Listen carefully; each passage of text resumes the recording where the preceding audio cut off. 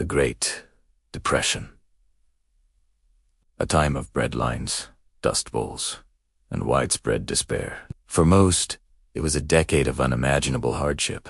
But for a select few, it was the opportunity of a lifetime. While the world economy crumbled, some of the shrewdest and most daring individuals didn't just survive. They thrived, laying the foundations for fortunes that would last for generations.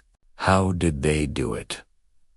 Today, we'll be pulling back the curtain to reveal the stories of the billionaires who profited from the Great Depression. Let's start with a name you might not expect: Joe Kennedy, senior patriarch of the famous Kennedy clan. Before the infamous crash of 1929, Kennedy was a major player on Wall Street. He'd made a fortune in stock trading, and he had a keen sense for the market's pulse. Legend has it that he decided to get out of the market entirely after a shoeshine boy started giving him stock tips. He figured if even the shoeshine boy was speculating, the market was dangerously overextended. So, he sold off his holdings right before the crash. But that's not where the story ends. While everyone else was losing their shirts, Kennedy saw the panic as a golden opportunity. He used a technique called short selling. Essentially, he was betting that stock prices would fall. He'd borrow shares of a company, sell them at their current high price, and then buy them back after they crashed to return to the lender, pocketing the massive difference. It was a risky move, but it paid off spectacularly, making him one of the wealthiest men in America, while others were lining up for soup. Ironically, President Franklin D. Roosevelt later appointed him as the first chairman of the very agency created to prevent the kind of market manipulation Kennedy had mastered. Next up, the oil tycoon, J. Paul Getty. When the Depression hit, Getty was already a successful oilman, but he wasn't yet a billionaire. He saw the economic downturn not as a crisis, but as a fire sale. Companies were going bankrupt left and right, and their assets, including valuable oil stocks and leases, were being sold for pennies on the dollar. Getty had cash, and cash was king. He began a strategic buying spree. He famously said, "Buy when there's blood in the streets." And that's exactly what he did. He acquired controlling interests in major oil companies like Pacific Western Oil Corporation and began consolidating his power in the industry. He was patient and incredibly disciplined. While others panicked and sold, he calmly and systematically bought up valuable assets at bargain basement prices. By the end of the Depression, he had built an oil empire that would eventually make him the richest man in the world. His strategy was simple: have cash ready for a crisis, and have the courage to invest when everyone else is fleeing. Now let's talk about a man who built an empire on entertainment, a welcome escape for a suffering population.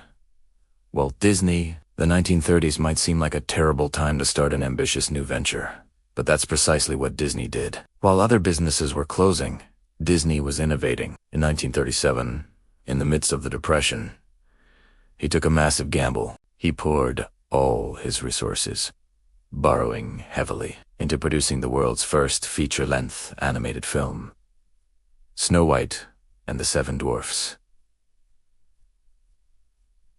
Everyone, including his own wife and brother, thought he was crazy. Take Aved, Disney's folly.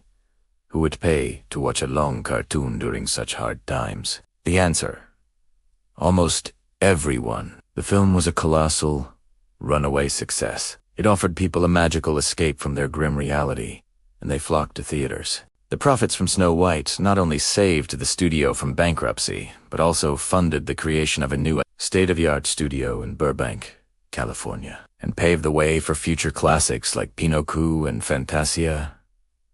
Disney understood that even in the darkest of times, people crave hope and joy, and he was ready to provide it. Another fascinating figure is Charles Darrow, the man often credited with inventing the board game Monopoly. The story goes that Darrow, an unemployed heater salesman from Philadelphia, created the game in his spare time to entertain his family. He based it on a popular folk game about real estate and capitalism, adding his own artistic touches. He tried to sell the concept to the Parker brothers, but they initially rejected it, citing 52 design flaws, including that it was too long and too complex. Undeterred, Darrow produced and sold the game himself in a local department store.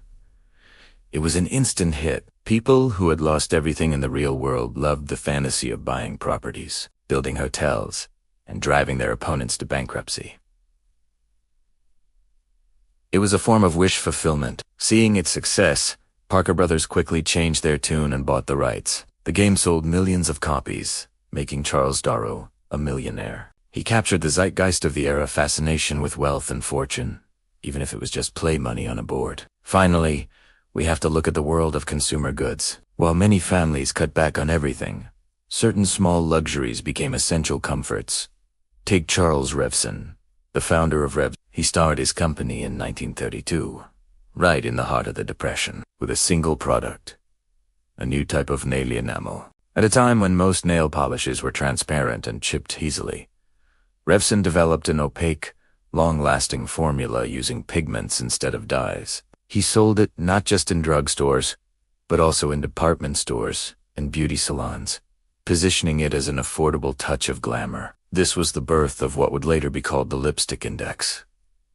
The theory that even in an economic downturn, consumers will still buy small, affordable luxury items to lift their spirits. For women whose families couldn't afford a new dress or a night out, a bottle of colorful nail polish was a small indulgence that made them feel good. Revson understood this deep psychological need. His focus on color, quality, and sophisticated marketing helped Revlon not just survive the Depression but flourish, growing into the global cosmetics giant we know today. So what can we learn from these stories? Kennedy had foresight and wasn't afraid to bet against the crowd. Getty had patience and cash, buying assets when they were dirt cheap. Disney understood the human need for escape and entertainment.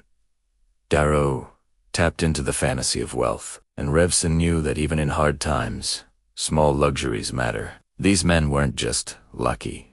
They were strategic, often ruthless, and had a deep understanding of market psychology and human nature. They saw opportunity where others saw only ruin. Their stories show that in any crisis, there are always winners and losers, and that fortune truly does favor the bold. They turned the greatest economic catastrophe of the 20th century into their personal gold rush. And in doing so, they didn't just build fortunes, they shaped the world we live in today. Thanks for watching. If you found this glimpse into history's most audacious entrepreneurs interesting, don't forget to like this video, subscribe to the channel, and hit that notification bell so you don't miss our next deep dive. See you in the next one.